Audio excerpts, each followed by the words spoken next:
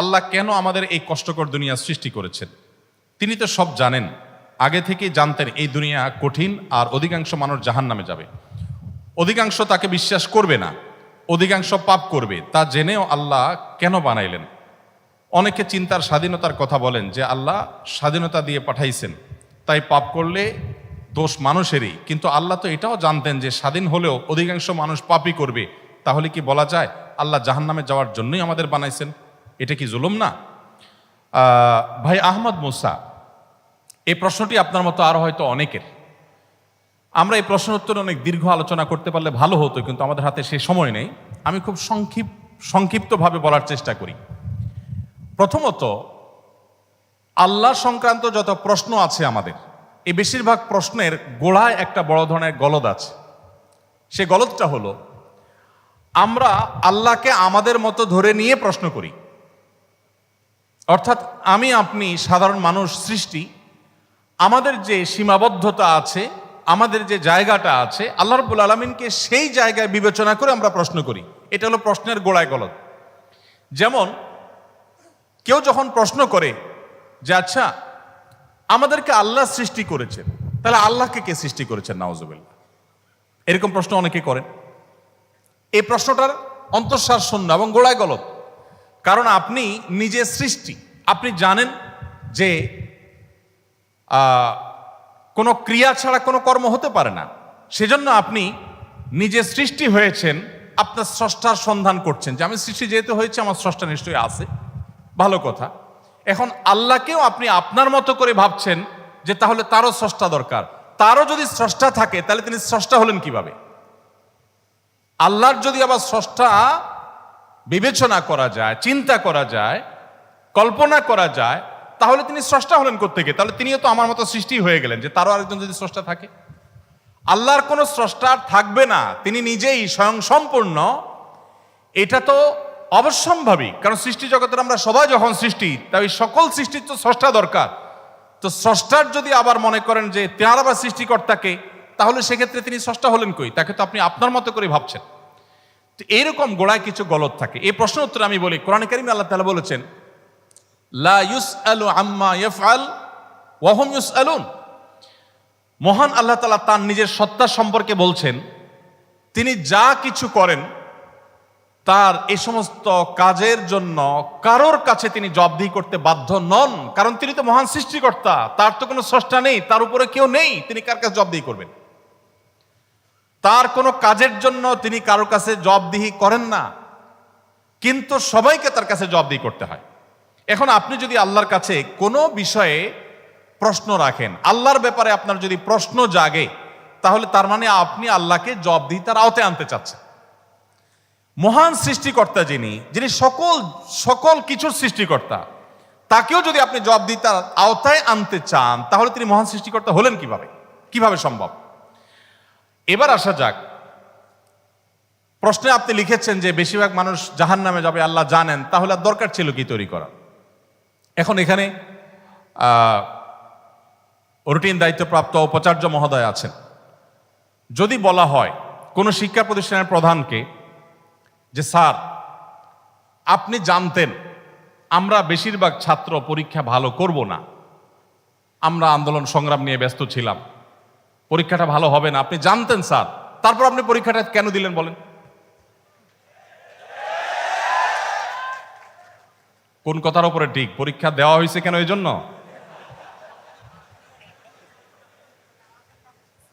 এই প্রশ্নটা যদি করা হয় কোনো শিক্ষা প্রতিষ্ঠানের প্রধানকে যে স্যার, বেশিরভাগ ছাত্র আমরা ভালো ছাত্র না, ভালো ছাত্র সবসময় কমই থাকে সংখ্যা, এটা আপনি জানেন স্যার, তারপর আপনি পরীক্ষাটা কেন নিলেন? স্যার যদি পাল্টা প্রশ্ন করেন, পরীক্ষা যদি আমি না নিতাম, তাহলে তোমরা বলতো স্যার আমরা পরীক্ষা দিয়ে দেখতেন, সবাই পারতাম। এ কথা বলার অপশন থাকতো কি থাকতো না? স্যার আপনি পরীক্ষা দেন নাই কেন? আপনি দিতেন, দেখতেন আমরা কি পরিমাণ যোগ্য, কি পরিমাণ পড়াশোনা আমরা করেছি, আন্দোলন করেছি, তাতে কি হয়েছে? পড়া পিছিয়ে নেই, আমরা সব ক্ষেত্রে আগে আছি, এর ফাঁকে ফাঁকে আমরা পড়ালেখা করেছি। তাহলে আল্লাহ রাব্বুল আলামিনকে আপনি একই প্রশ্ন করতে চাচ্ছেন যে আল্লাহ বেশিরভাগ মানুষ তো জাহান্নামে যাবে, আপনি জানেন, তাহলে সৃষ্টি করলেন কেন? এখন মানুষকে যদি আল্লাহ তাআলা এই অনুভূতি শক্তি তার সৃষ্টির আগেও দিতেন, তাহলে মানুষ তো বলতো আল্লাহ ফেরেশতাদের তৈরি করেছেন, জিনদের সৃষ্টি করেছেন, আমাদেরকে কেন সৃষ্টি করে ইচ্ছা শক্তি দিলেন না, তাহলে আমরা একটু দেখাই দিতাম।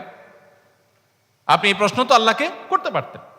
মূলত এই সমস্ত প্রশ্নের গোড়ায় গলত আছে। দেখুন, আল্লাহ রাব্বুল আলামিন যখন মহান সৃষ্টিকর্তা, আপনি একটি পুতুল তৈরি করেছেন, একটি পুতুল তৈরি করেছেন মাটির, দুটি পুতুল তৈরি করেছেন, একটি পুতুল আপনি রেখেছেন, আর একটি পুতুল আপনি ভেঙে দিয়েছেন।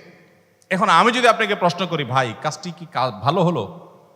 একটা পুতুল রাখলেন আর একটাকে ভেঙে দিলেন, কেন এরকম করলেন? আমার এই প্রশ্ন করাটা আপনাকে যদি আমি জবাব দিই তার আওতায় আনি, যে আপনাকে বলতে হবে এটা ইলজিক্যাল কাজ, কেন করলেন? আপনাকে প্রশ্ন যদি আমি করি, এই প্রশ্ন করার কি অধিকার আসলে আমার থাকার কথা? আপনি পুতুলটা সৃষ্টি করেছেন মাটি থেকে, করে আপনার একটা ভালো লেগেছে রেখেছেন, আর একটা ভালো লাগেনি ভেঙে ফেলেছেন। পৃথিবীর কোনো মানুষ আপনাকে জবাব দিয়ে তার আওতায় আনতে পারে? এই অধিকার আছে কারোর? থাকার কথা না। এটা একান্ত আপনার ব্যাপার। আল্লাহ রাব্বুল আলামিন যখন কিছু মানুষকে জান্নাতে দিবেন, কিছু মানুষকে জাহান্নামে দিবেন, জাহান্নামীদের সংখ্যা অনেক বেশি হবে, এই সংবাদ জানার পর আমার মধ্যে তো এই তাড়া কাজ করার কথা, যদি আমাকে জাহান্নামে যেতে হয় তাহলে আমার পরিণতি কি হবে? তাহলে আমি কিভাবে বাঁচতে পারি, কিভাবে রক্ষা পেতে পারি, কিভাবে আমি আল্লাহর কাছে আর্গুমেন্ট করতে পারি, কিভাবে প্রার্থনা করতে পারি, কিভাবে নিজেকে আমি সে শুদ্ধতার পথে রাখতে পারি? আমার তো সেই প্রচেষ্টা থাকবে। সেটা না করে আমি আল্লাহকে প্রশ্ন করছি, আল্লাহ কেন দিবেন জাহান্নামে, বলেন আগে। ব্যাপারটা কেমন হলো? আসলে আল্লাহ সম্পর্কে ধারণা না থাকার কারণে, বা আমাদের মতো করে আল্লাহকে ভাবনা চিন্তা করার কারণে, কল্পনা করার কারণে এই ধরনের প্রশ্ন আমাদের মনে আসে। যেহেতু আমাদের সামনে জান্নাত অথবা জাহান্নাম দুটি পথের একটি, অতএব একজন ইমানদার, একজন বুদ্ধিমান মানুষ, তিনি তার জান্নাতের পথকে সুগম করার চেষ্টা করবেন, জাহান্নাম থেকে বাঁচার চেষ্টা করবেন। তিনি আল্লাহকে প্রশ্ন ছুড়ে দিবেন না। আল্লাহকে প্রশ্ন ছুড়ে দিয়ে কি হবে বলেন? আমি আরেকটা উদাহরণ দেই। ধরুন আপনি একজন মানুষ, আপনাকে বলেছে দরখাস্ত দিতে, তুমি আমার কাছে দরখাস্ত দাও। আপনি আপনার এলাকার জনপ্রতিনিধির কাছে কোনো একটা কাজ নিয়ে গিয়েছেন, এবং সাথে দরখাস্ত তো নিয়েছেন, সাথে সুপারিশ নিয়ে গেছেন, হাই হ্যালো নিয়ে গেছেন, কাউকে দিয়ে ফোন করিয়েছেন, নানাভাবে আপনি চেষ্টা করে আপনি গিয়েছেন। সেই ভদ্রলোকের অফিসে যাওয়ার পর আপনি অনেক চেষ্টা করেছেন, কাজটা হয়নি। এখন আপনি কিন্তু জানতেন যে আমি দরখাস্ত লেখার নিয়ম আছে সেই হিসাবে লিখেছি, আবার সুপারিশও করেছি, কিন্তু আসলে হবে সেটাই যেটা তিনি চাইবেন, তার এখতিয়ারে আছে এটা পাশ করা বা না করা। এখন আপনি যদি যে তাকে বলেন, ভাই নেতা সাহেব, যেহেতু বিষয়টা সম্পূর্ণ আপনার ইচ্ছাধীন, আপনি দিবেন কি দিবেন না সম্পূর্ণ আপনার এখতিয়ার, আইনও সেভাবে, নিয়মও সেভাবে, সিস্টেমও সেটা, এখতিয়ার 100% আপনার অধীনে, আপনি চাইলে দিবেন, না দিলে নাই, তাহলে নাটক কেন করলেন? দরখাস্ত দেওয়ালেন কেন আমাকে দিয়ে? আমাকে কেন আসতে বললেন? আপনি জানেন সিদ্ধান্ত নেতার হাতে, সিদ্ধান্ত জনপ্রতিনিধির হাতে, সিদ্ধান্ত সে ব্যক্তির হাতে। আপনি জানেন তিনি যা ডিসিশন নেবেন সেটাই হবে। এটা জানার পরও আপনি কিন্তু আপনার চেষ্টায় কোনো ত্রুটি করছেন না, এমনকি আপনি পাবেন না সেই সম্ভাবনা জোরালো হওয়া সত্ত্বেও আপনার চেষ্টা কিন্তু আপনি ত্রুটি করেন না।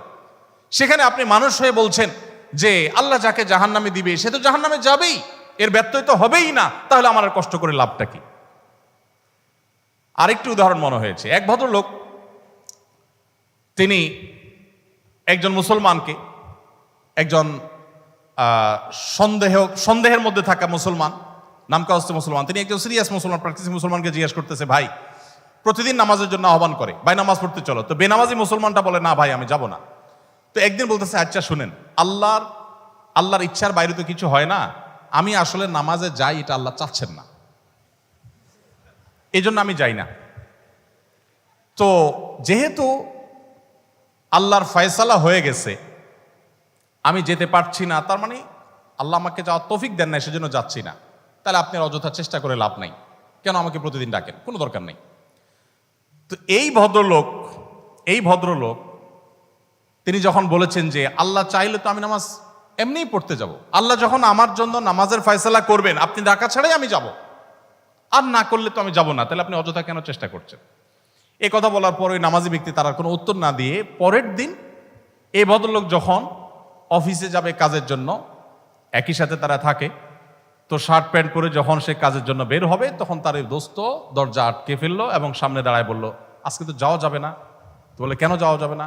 বলে যে আল্লাহ তো রিজিক দাতা, অতএব আপনার নসিবে যেটা আছে সেটা তো এমনিতেই আসবে, আর না থাকলে আসবে না, আপনি গেলেও আসবে না, তাহলে কেন যাচ্ছেন? রিজিকের ব্যাপারে আপনি নামধারী মুসলমান হিসাবে, নাম সর্বস্ব মুসলমান হিসাবে আপনি বিশ্বাস করেন যে রিজিকে যা আমার বরাদ্দে আছে সেটা আসবেই, কিন্তু আমার চেষ্টা আমাকে করতে হবে। ওই যে ডিসিশন নেতার হাতে, কিন্তু আমাকে দরখাস্ত দিতে হবে, আমাকে অ্যাপ্রোচ করতে হবে, আমাকে চেষ্টা করতে হবে। আমার এই চেষ্টা করাটা হলো আমার দায়িত্ব। দিবেন কি দিবেন না 100% তার ইখতিয়ারে, আমি জানি তিনি না দিলে আমার চেষ্টা করেও কিছু হবে না, কিন্তু তাই বলে আমি চেষ্টা বন্ধ করব না। ঠিক একইভাবে আমি জান্নাতের জন্য চেষ্টা করব, এটা আমার কর্তব্য, এটা আমার বাঁচা মরার লড়াই। আল্লাহ তাআলা আমাকে জান্নাতে দিবেন কি দিবেন না ডিসিশন তারটাই চূড়ান্ত, তাহলে আমার কাজ করে লাভ কি? এই প্রশ্ন একেবারেই অবান্তর, একেবারেই অযৌক্তিক, কারণ পার্থিব জীবনে অন্য কোনো ক্ষেত্রে আমরা এটাকে অ্যাপ্লাই করি না।